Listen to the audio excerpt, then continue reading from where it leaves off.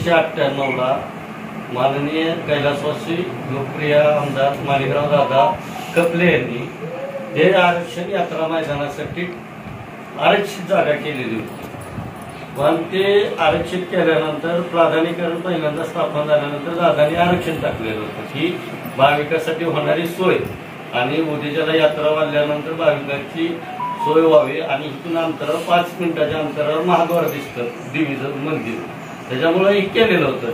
98 पासून महाराष्ट्र शासनानं सगळ्या प्रयोजन राबवलं, पण काही कारणास्तव त्याला काय अडथळे निर्माण होत गेले.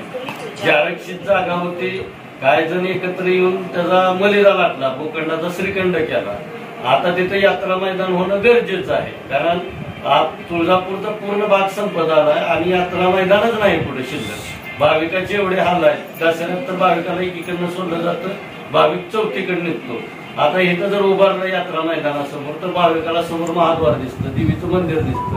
आपल्याला कुणीकडनं आणून कुणीकडनं जायची वस्तुस्थिती लक्षात येते. ही भाविकाचा मूळ प्रश्न आहे. आणि अद्यापपर्यंत 98ला ज्या वेळेस आरक्षण झालं अद्यापपर्यंत महाराष्ट्र शासनाचं नाव लावलं गेलं नाही. डुप्लिकेट PR कार्ड काढून काही प्लॉट शिकले गेले, काही इमारती उभारल्या गेल्या, काही नगरसेवक असल्यामुळं, काही सत्ता असल्यामुळं स्वतःचा भूखंडाचा श्रीखंड त्यांनी केलेला होता. त्यामुळे आम्ही आता सर्व पेपर काढून 1 वर्ष झालं सामाजिक कार्यकर्ते संभाजी नेते लढा देत होते. मध्यंतरी ऑक्टोबरमध्ये आम्ही कलेक्टर साहेबांची गाडी घेतली. गाडी घेतल्यानंतर कलेक्टर साहेबांनी संजय कुमार ढवळे यांच्याकडे ती फाईल वर्ग केली. वर्ग केल्यानंतर ढवळे साहेबांनी ती समिती नेमली. त्याच्यावर तहसीलदार अध्यक्ष आहेत, पोलीस निरीक्षक सदस्य आहेत, शिवसाहेब सदस्य आहेत, मंडलाधिकारी सदस्य आहेत आणि तलाठी सदस्य आहेत. सर्व मग मध्ये निवडणुकीच्या आचारसंहितेमुळे हा विषय थांबला होता. मग आचारसंहिता झाल्यानंतर विधानसभा झाल्यानंतर मी संभाजी नेते ढवळे साहेबांकडे गेलो. ढवळे साहेबांना प्रॉपर विषय माहिती नव्हता की यात्रा मैदान मूळ काय. आम्ही नकाशा सर्व पेपर दाखवल्यानंतर त्यांनी 24 डिसेंबरला एक तात्काळ ह्या समितीला एक नोटीस दिली की तुम्ही मला 8 डिसेंबर पर्यंत पूर्ण अहवाल घेऊन सादर करावं. पण काय कारणास्तव आता शिफारस कुणी केली निलंबन करायची तुम्ही बघितलेलंच आहे. कारण यात्रा मैदान त्यांच्या जवळच्या माणसानं सगळा भूखंडाचा श्रीखंड केलेला, त्याच्यामुळे त्यांचं निलंबन झालं. निलंबन झाल्यानंतर हा पेंडिंग विषय पडत गेला. मग आम्ही 13 तारखेला संभाजी नेत्यांनी उपोषणाचं निवेदन दिलं. 25 तारखेला उपोषणाला बसले. 3 तारखेला पहिल्या सुनावण्या चालू झाल्या. 3 तारीख पुन्हा 20 तारीख, आता ही 3 तारीख. या 3 सुनावणीमध्ये अद्यापपर्यंत विरोधकांकडनं कसलाही सरळ पुरावा आला नाही.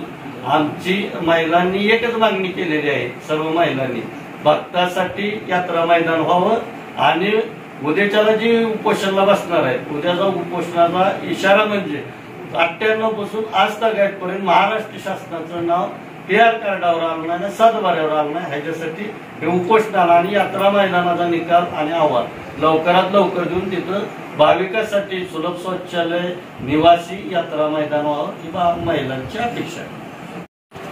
तरी आम्ही आपले धाराशिव जिल्ह्याचे पालकमंत्री सरनाईक साहेबांची भेट घेऊन त्यांनाही आम्ही सर्व महिलांनी निवेदन दिलेलं आहे.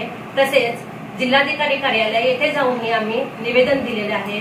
तरी आम्हाला आता आशा वाटते की हे काम लवकरात लवकर पूर्ण होईल अशी आम्हा सर्व महिलांना आशा वाटते. हो, आता इथून जर काहीही हालचाल जर झाली नाही तर आम्ही पुढे उपोषण करणार आहोत. सर्व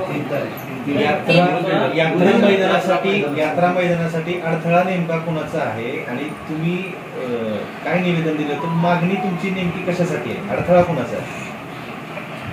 अडथळा इथे तसा कुणाचाही नाही, वैयक्तिक अडथळा इथे कुणाचाही नाही.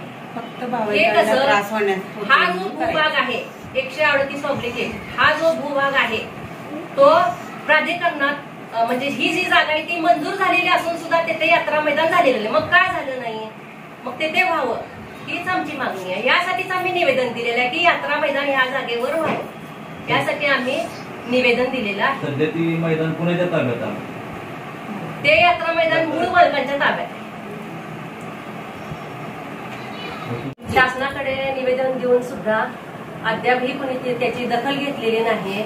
त्यामुळे तिथे यात्रा मैदान व्हावं आणि म्हणून आम्ही सर्व महिला उद्यापासून तिथं आमरण उपोषणाला बसणार आहोत. बहुसंख्येने बसणार आहोत आम्ही सर्व महिला. आणि तिथे भूसंपादन झालं पाहिजे आणि यात्रा मैदान हे झालंच पाहिजे आणि तिथे शासनाचं नावही लागलं गेलं. महाराष्ट्र शासन हे नाव लागलं पाहिजे.